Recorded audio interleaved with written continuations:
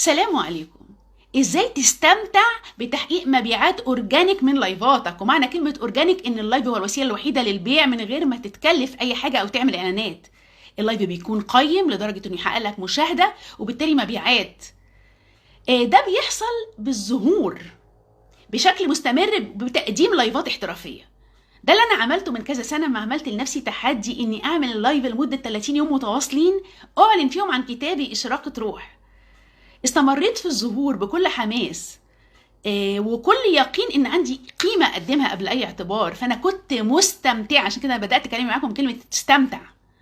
كنت مستمتعه لاحساسي اني بقدم قيمه قبل اي اعتبار، وكنت متقبله النتيجه ايا كانت. فكان الحافز الداخلي هو اللي بيحركني. بس كانت نتيجه ده ايه؟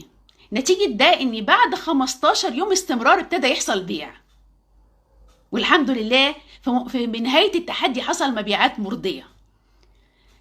فأهم حاجتين في قصتي مهمين، هي إحساسي الداخلي بالقيمة والحافز الداخلي هو اللي بيحركني. فأنا عايزاكم أنتوا كمان تكون دي علاقتكم بشغلكم. تاني حاجة إن أنا الحمد لله متقنة مهارات اللايف الاحترافي، لأن الواحد لو هيظهر على السوشيال ميديا هو مش متقن الأدوات مش هيحقق نتائج. وأنا حاليا بقدم خصومات ممتازة على كورس معسكر إتقان اللايفات طول العيد. ابعتولي على الخاص عشان تعرفوا التفاصيل.